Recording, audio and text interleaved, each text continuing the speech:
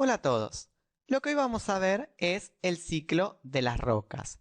Recomendamos previamente, antes de ver este video, ver los videos relacionados al relieve y a la litósfera, porque el ciclo de la roca básicamente lo que va a explicar es cómo se da el desarrollo de la litósfera, esta capa dura de la Tierra que entra en relación con las demás esferas, con la atmósfera, con la hidrosfera y con la biosfera. Existen básicamente tres tipos de rocas que debemos destacar. Las rocas ígneas, las rocas sedimentarias y las rocas metamórficas.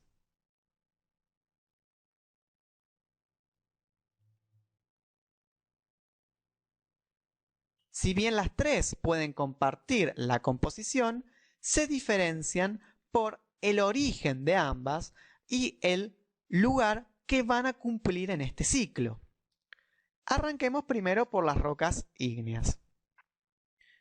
Las rocas ígneas son aquellas rocas que se van a formar por la solidificación,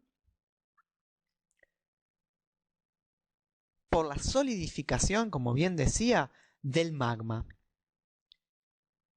Nosotros tenemos la litósfera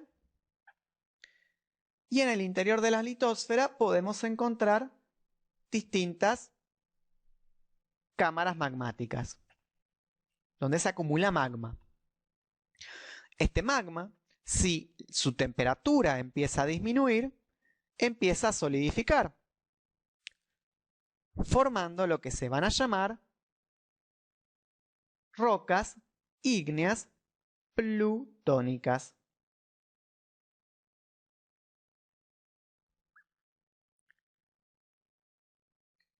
Si este material es expulsado al exterior, o sea, si este magma es expulsado al exterior en forma de lava por un volcán y la solidificación se da por fuera, o sea, en la superficie terrestre, estas rocas se van a denominar volcánicas.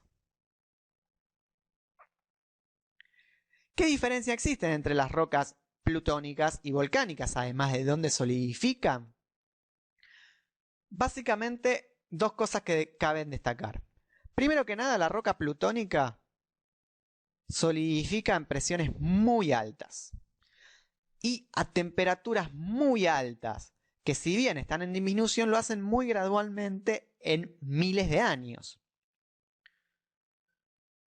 Por otro lado, la roca volcánica solidifica en bajas presiones, en un ambiente de baja presión, y lo hace en temperaturas bajas comparadas con las anteriores.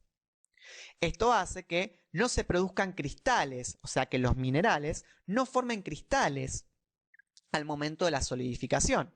Es por eso que las rocas plutónicas van a tener gran formación de cristal, mientras que las rocas volcánicas no.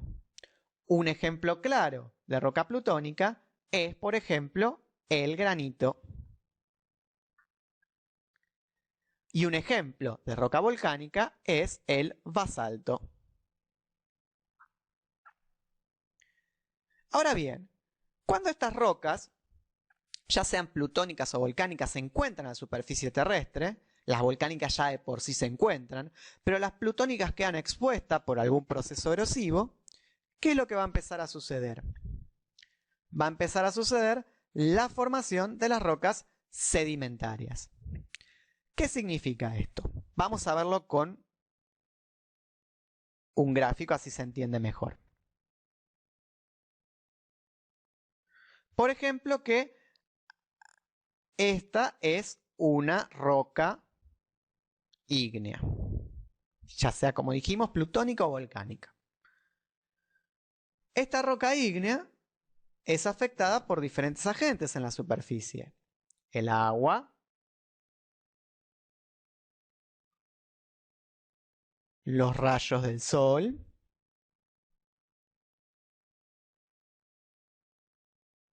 el aire, mejor dicho, el viento, Esto hace que la superficie de la roca se empiece a resquebrajar y fragmentar. A este proceso de fragmentación se lo va a denominar meteorización.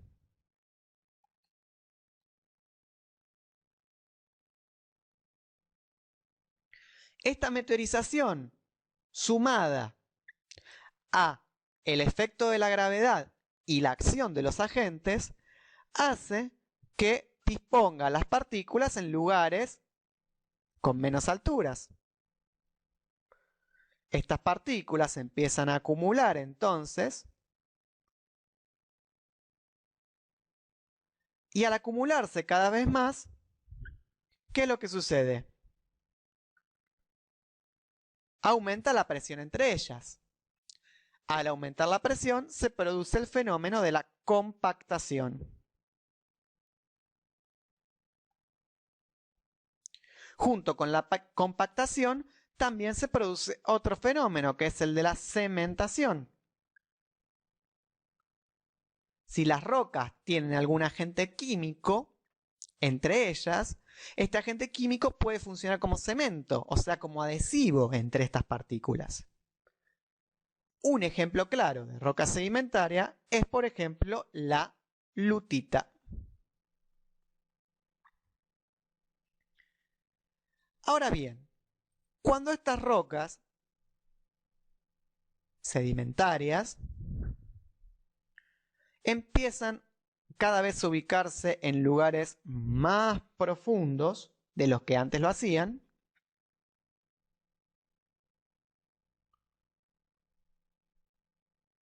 las presiones empiezan, entre esas capas, empiezan a ser cada vez mayores. Sumado a esto, puede suceder también que, debido a la profundidad en la que se empiezan a encontrar, se encuentren con una cámara magmática. Esta cámara magmática lo que le va a hacer a la roca es aumentarle la temperatura. Entonces, con el aumento de la presión, el aumento de la temperatura, la composición de estas rocas empiezan a cambiar. Ojo, este cambio se da sin que la roca se vuelva líquida, o sea, sin que se fusione. Todo se va a dar en el estado sólido. Un ejemplo claro de una roca metamórfica es el gneiss. El gneiss es una roca característica metamórfica que se caracteriza, por el famoso bandeado gneísico. ¿Qué es el bandeado gneísico? Los materiales de la misma composición se ubican en una misma banda, dando bandas de diferentes colores, generalmente entre el gris y el blanco. Ahora bien, una vez que vimos los tres tipos de rocas, vamos a ubicarlas todas en la etapa del ciclo que le corresponde. Entonces, como bien dijimos al principio, el magma, al disminuir la temperatura, empieza a solidificar, o sea, entra en el proceso de solidificación.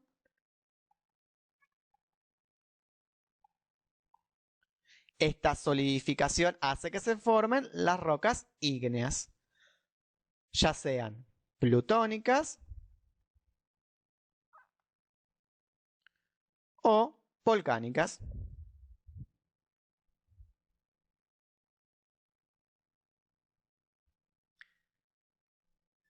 Cuando estas rocas empiezan a actuar los procesos erosivos, empiezan a producir sedimento. O sea, cuando empieza a actuar la meteorización, se producen los sedimentos, que por el proceso de compactación y cementación producen la roca sedimentaria. Si a la roca sedimentaria le aumento entonces las temperaturas y le aumento la presión, produce las rocas metamórficas. Y cuanto más temperatura le agrego, esta roca metamórfica vuelve entonces a derretirse, vuelve a fusionarse y a formar magma nuevamente y el ciclo se vuelve así a repetir. Ojo, debemos recalcar que pueden haber ciclos intermedios, o sea, que una roca ígnea automáticamente se le aumente la temperatura y la presión y forme una roca metamórfica. O que una roca metamórfica entre en un proceso de erosión y produzca sedimento y empiece a producir roca sedimentaria. O que una misma roca sedimentaria no sea afectada por la presión y temperatura y se vuelva entonces a erosionar, produciendo nuevamente sedimento y luego nuevamente producirse la roca sedimentaria. Este entonces es el proceso por el cual se forman la mayoría, por no decir todas las rocas de la litosfera terrestre.